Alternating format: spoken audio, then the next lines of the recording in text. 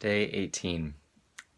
This 2 hour meditation in the middle of the day, I think that might have felt like the longest one yet. And it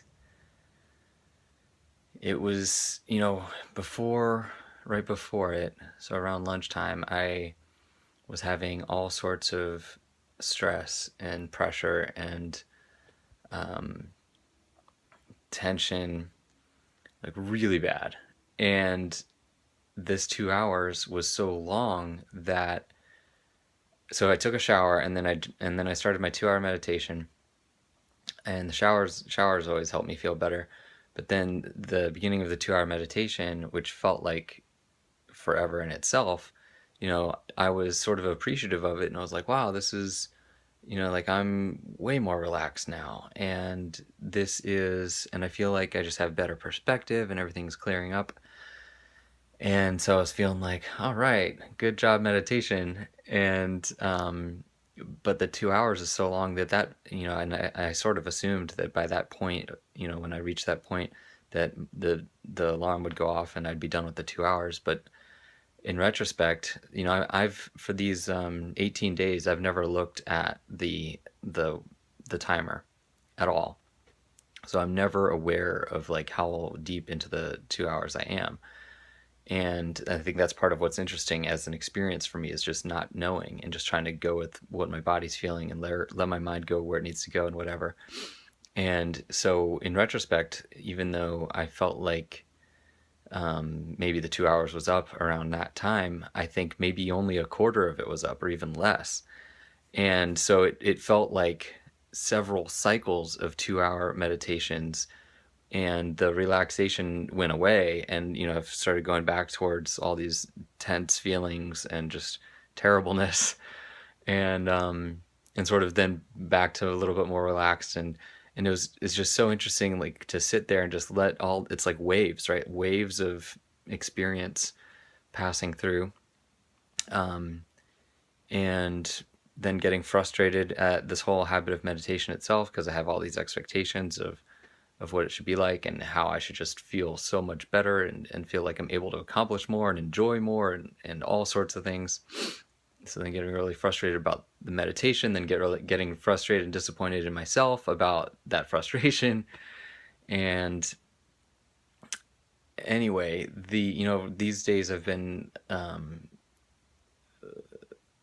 what's the word for it? I don't want to say learning or experiencing or studying, but all these words like don't mean the same to me anymore. But the concepts of consciousness and the concepts of time travel, and because we watched Inception, and we watched so that was by Christopher Nolan, and we watched Interstellar, which is another Christopher Nolan movie. Both were amazing, and then I've been watching stuff by Neil deGrasse Tyson, who I think is an astrophysicist and philosopher, and so Einstein, his theory of relativity basically predicts that time travel in some sense is possible, in the sense that if you somehow were able to design a vehicle that could speed you up close to the speed of light, which right now is like almost unimaginable by current technology. But if you could approach the speed of light, you'd be moving so fast, and your experience of time would change such that all the people that you were used to hanging out with, who were staying where they were, would be experiencing time at 1x or whatever. And so within their experience of 100 years, you could be, just zipping around the universe at the speed of light or close to the speed of light, and you could experience far less than 100 years, and you return back to wherever you started, and all your friends are dead or whatever, because it'll feel like you just zipped into the future because you've only experienced a year or 10 years or whatever. So time travel to the future, I mean, if you call that time travel, it's sort of just like, it's just that's why it's called the theory of relativity. It's like your relative experience is different because of the speed that you were existing at. You decided to exist at higher speeds for a certain duration.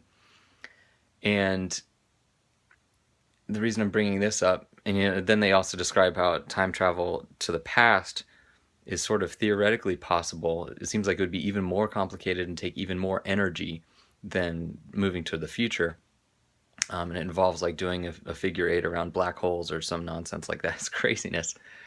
But the reason I bring it up is because these 2 hour meditations, I mean, they feel like unimaginably long. So it sort of resembles time travel, because it's like, what is going on? How can my normal experience of what a second or a minute or an hour feels like, how is that so different when I'm quiet with my eyes closed, not moving a whole lot, not looking at any clock or timer or anything, not knowing what's happening in the outside world, except unless like you can hear a helicopter right now. Sometimes I can hear like noises within my home, but it's just interesting to me. And so there are people, the philosophers and the astrophysicists and other theoretical physicists will say things like, we are trapped in an illusion that the future hasn't already happened. Now, how trippy of a thought is that? We are just trapped in an illusion that the future hasn't already happened. And so that sort of flips everything on its head about causality and agency. And I have been such a big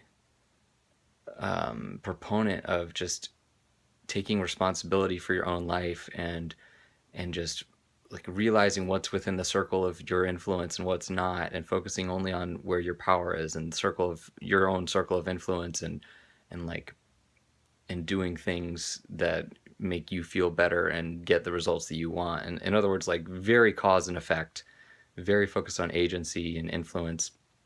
And so this idea of you are trapped in an illusion that the future hasn't already happened, and that there is no such thing as causality, because latest I've read, scientists haven't actually been able to understand cause and effect. Like when you get down to the quantum mechanics level, they're just flipped out. They don't know why they basically can't prove causality, which is crazy to me. Because it's like our whole world is based on that.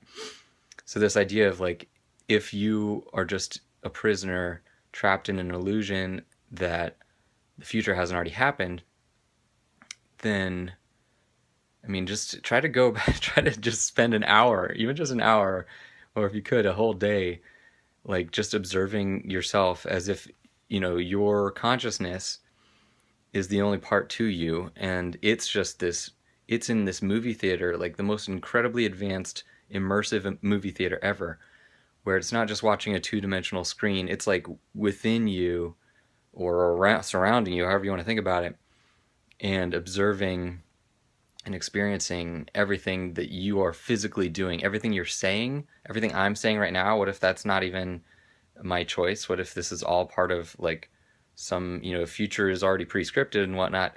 Then my consciousness only can experience and just be amused by what I'm doing with my hand and what words are coming out of my mouth, and look at this guy who thinks that, whatever. And so I don't know, my life's getting really trippy. um, and it's interesting. I don't know where this is going, but yep, that's what I was thinking about just now.